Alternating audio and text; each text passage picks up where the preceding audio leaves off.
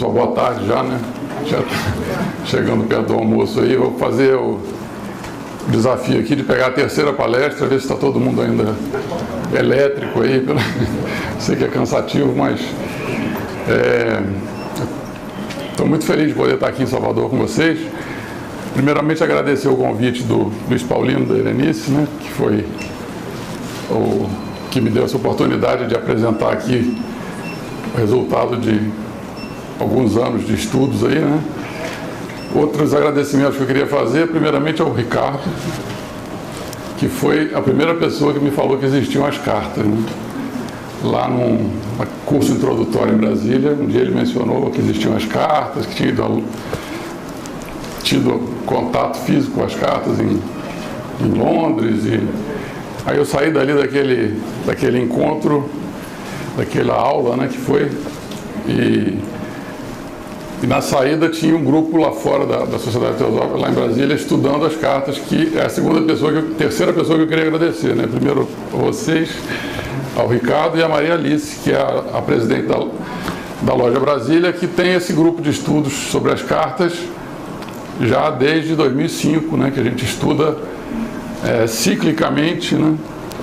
A gente pega, o grupo é aberto, as pessoas chegam e a gente começa a ler em círculo, todo mundo, cada um com o seu livro, e quando termina o primeiro volume a gente pega o segundo, quando termina o segundo a gente volta para o primeiro, e já estamos mais ou menos no quarto ciclo aí de leituras desde 2005, né? Mas o interessante é que cada vez que a gente lê, são outros, a gente é outro, né? Então, assim, você começa a perceber coisas que não tinha sublinhado, que começam a ser também sublinhadas. Então, no final, o livro fica um pouco, quase,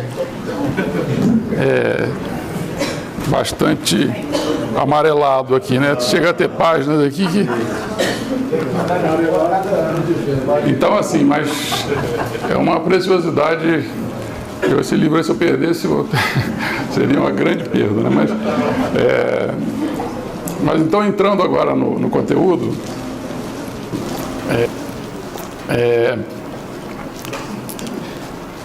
eu vou tentar, aqui na verdade estão as apresentações de hoje e de segunda-feira, tá? Tentar responder a perguntas, né, que foram a proposta do fórum aqui, né? Então, hoje a gente vai tentar ver quem são os Mahatmas, quais as referências que a gente vai utilizar para fazer essa apresentação, o que é a teosofia, que é a primeira pergunta, o que é a sociedade teosófica, para diferenciar, e qual a função essencial da sociedade teosófica, tudo na visão dos mestres, tá? E para segunda-feira, esses outros três tópicos aqui: qual é o programa original da ST, o que os Mahatmas esperam de nós e qual é a visão de futuro da sociedade teosófica. Bom, então, sobre quem são os Mahatmas, eu vou tratar de 4 dúvidas aqui que eu tenho percebido nesses anos, que são coisas que a gente ouve falar e que eu queria deixar bem claro qual é a visão dos Mahatmas sobre isso. A primeira citação, na verdade, é da Blavatsky, que está nas cartas, no volume 1. Outra coisa importante aqui sobre a notação, né? Eu vou ter sempre, entre aspas, são citações, né? E aqui no final tem o local e a página, né? E 10% mais ou menos da palestra vão ser opiniões minhas, tá? Mas eu acho que 90% são citações que a gente vai tentar entender com detalhes, tá? Então, a primeira questionamento é se eles são homens vivos ou não, né? Então, a Blavatsky deixa isso bem claro aqui, né? Que são homens vivos e não são espíritos. Então, aquela questão que o Marcos colocou de gente recebendo espírito e tal, os mestres não só não são espíritos, como eles não gostam desse tipo de comunicação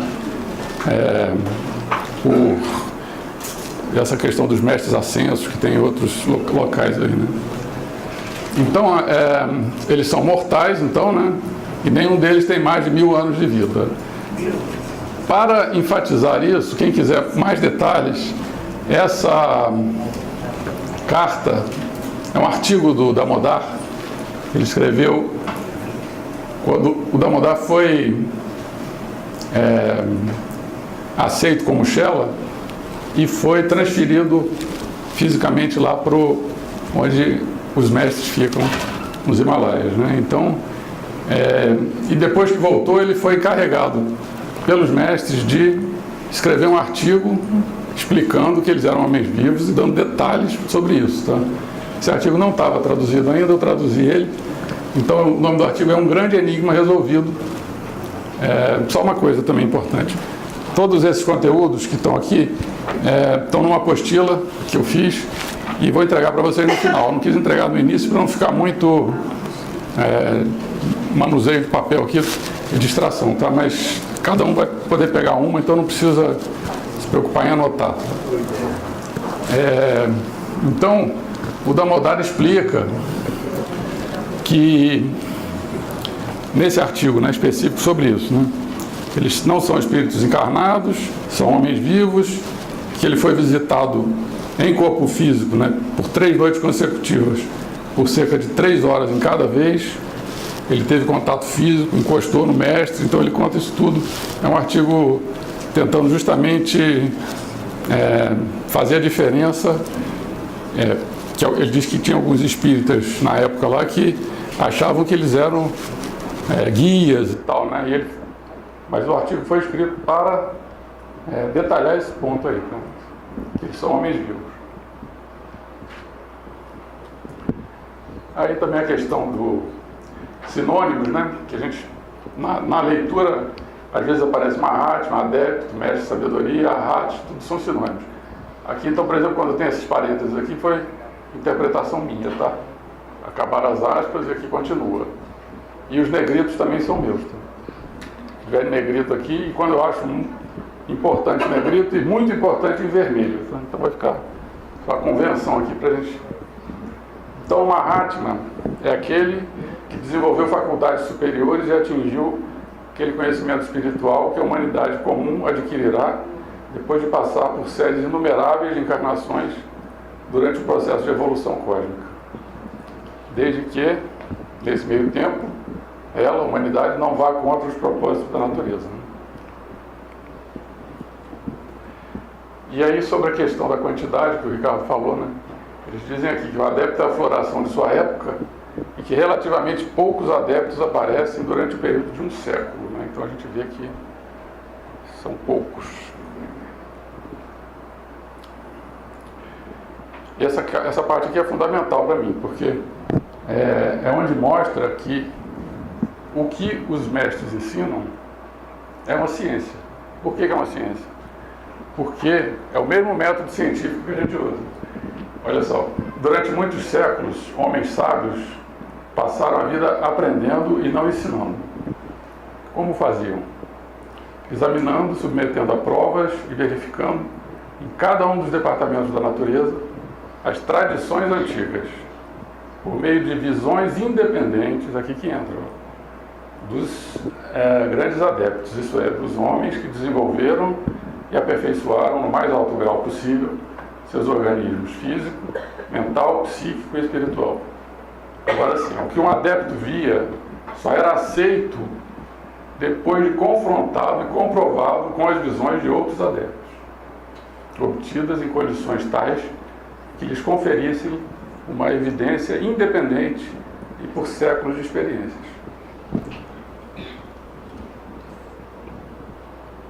Então aqui, não basta você ter acesso à verdade absoluta, como cada um deles teve. Um tem que convencer o outro de que viu, e aí sim a coisa é confirmada entre eles, e por isso eles podem dizer que são verdades axiomáticas para eles, porque eles conferiram entre eles que o que o outro viu era o mesmo que ele tinha visto. Por isso se chama ciência oculta. Segundo aspecto, ali então a gente viu que eles são homens vivos e que sábios, né?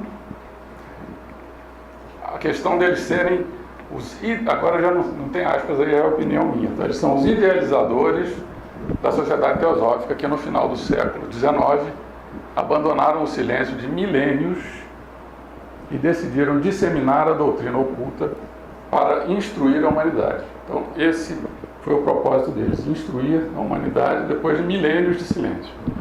Como é que a gente pode chegar a essa conclusão?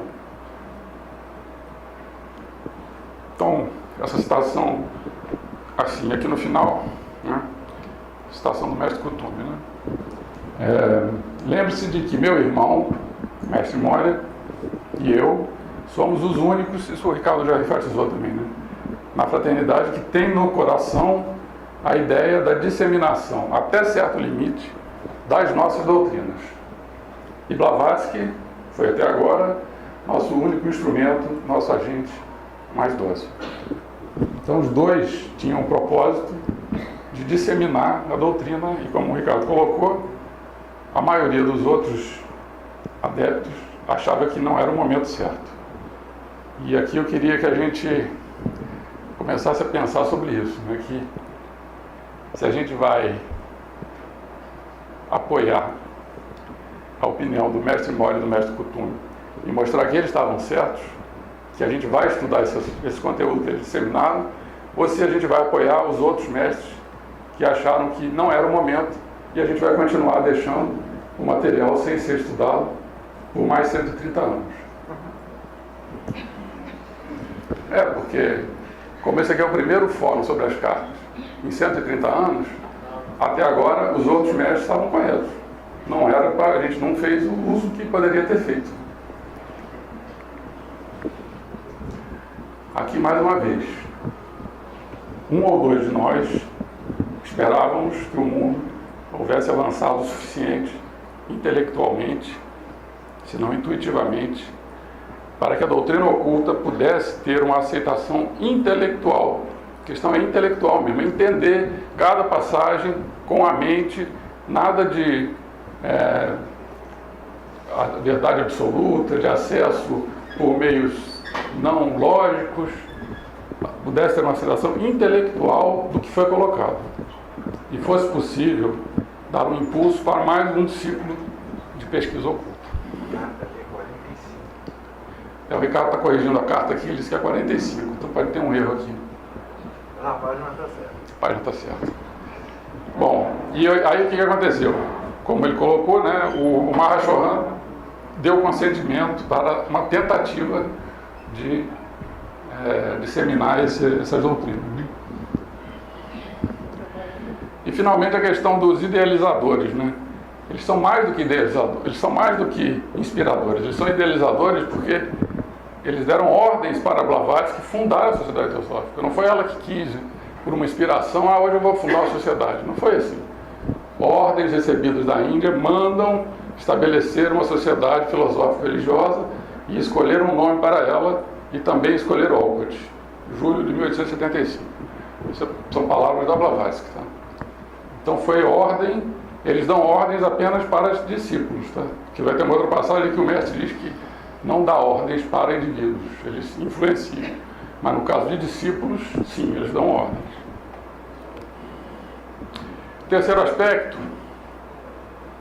também eu já ouvi muitas vezes isso, teria sido, a gente ao ler as cartas estaria, o próprio Otávio falou disso, né? Cadê ele? Está lá atrás, né? Sobre, será que a gente está violando correspondência, né?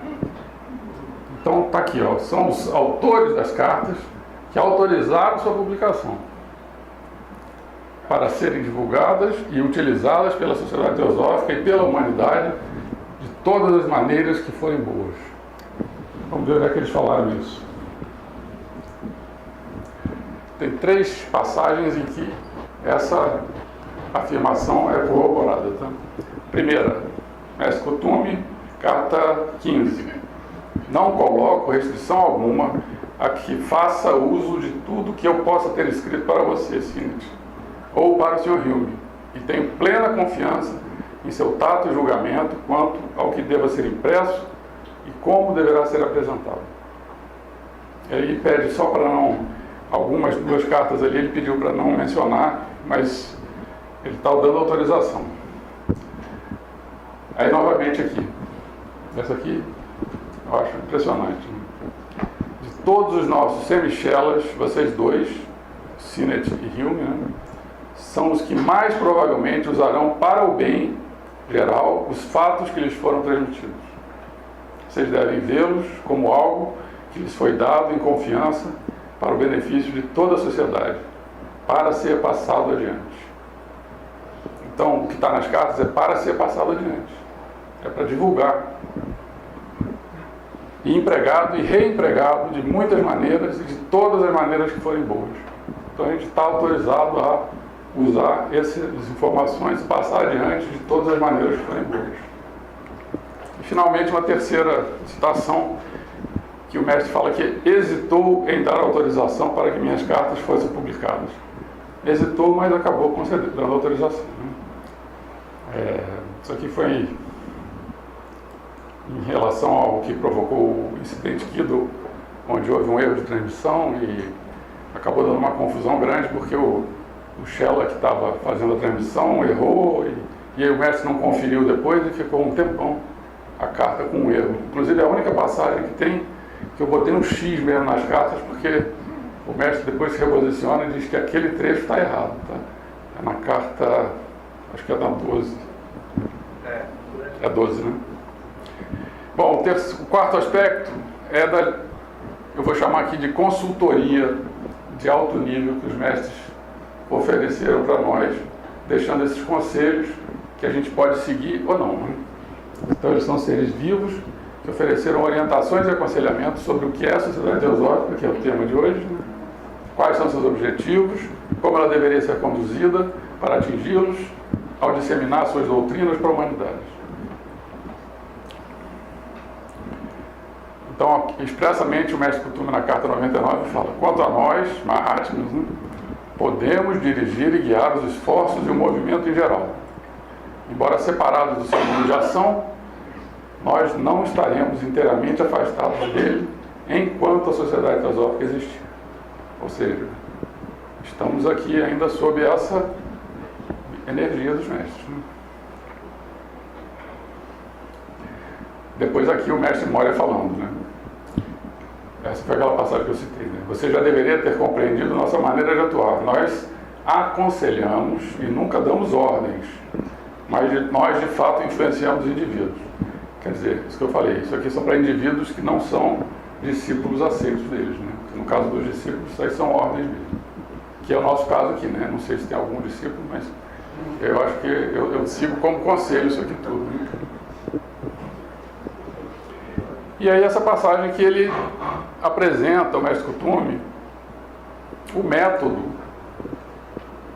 para aprender, para evoluir, para entender o método que ele propõe, para a gente ter acesso a isso tudo.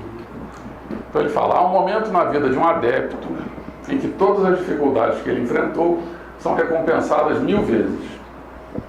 Para adquirir conhecimento adicional, ele já não tem que, aí eu botei etapa 1, essa seria a etapa 1 do processo evolutivo de um mestre, recorrer a processos lentos e minuciosos de investigação e comparação de várias questões, mas aí na etapa 2, o que ele faz? Alcança uma visão intuitiva, implícita e instantânea de cada verdade básica. Então, nessa segunda etapa, o adepto vê, sente e vive na própria fonte de todas as verdades fundamentais, a essência universal e espiritual da natureza. Então, eu me coloco ali na etapa 1. Eu não estou com pretensão nenhuma de chegar na etapa 2. Não sei que dia, que vida, quantas vai acontecer isso, mas essa etapa 1 já me toma essa vida de forma completa aqui, né? Então eu fico nesses processos lentos e minuciosos de investigação, fazendo mapa mental, mapa conceitual, para tentar entender isso, né? Eu sou engenheiro, para mim o negócio tem que ter lógica, tem que servir para a mente aqui. Então, e depois que você entendeu, você consegue mudar seu comportamento, tá? Mas entender faz parte do método que o mestre coloca como... A gente precisa ler com cuidado cada frase dessa aqui até digerir ela completamente. E aí, também chamado para nós, né? Feliz o homem que ajuda uma mão que está ajudando. Mestre Kuthumi, carta 66. a quem essa mão dos Mahatmas está ajudando? Eles respondem 2 vezes isso. Né? A humanidade, que é a grande órfã, a única deserdada dessa terra. Então, meu amigo, né? E cada homem capaz de um impulso altruísta tem o dever de fazer alguma coisa, mesmo que pouco, pelo bem-estar dela. Pobre humanidade. Então a gente aqui, eu acho que os mestres estão ajudando a humanidade. A gente seremos felizes se ajudarmos os mestres a ajudar a humanidade, divulgando isso, tudo que eles colocaram, né, para nós. Por muitos longos anos, a grande órfã, a humanidade, tem estado gritando na escuridão por orientação e por luz. Em meio aos crescentes esplendores de um progresso puramente material, como a Isis enfatizou ontem, né? De uma ciência que nutriu o intelecto, mas deixou o espírito passar fome, a humanidade, percebendo vagamente a sua origem e pressentindo o seu destino, estendeu para o leste, o oriente, suas mãos vazias, que apenas uma filosofia espiritual pode preencher. Blavatsky. Finalmente, né? Apenas os mestres da sabedoria oriental podem estabelecer essa base, podem satisfazer ao mesmo tempo ao intelecto e ao espírito. Podem guiar a humanidade de forma segura através da noite até o amanhecer de um dia melhor. Então essa questão do intelecto e do espírito é muito importante, porque a Blavatsky na Chakra Teosofia coloca que um esforço mental é requisito para o esforço espiritual. Então por isso que é importante a gente entender mesmo esse conteúdo. Vamos ler de novo isso. A gente está há 10 anos lendo essas cartas, sistematicamente vai e volta, e cada vez a gente aprende mais. Tá? Não cansa não.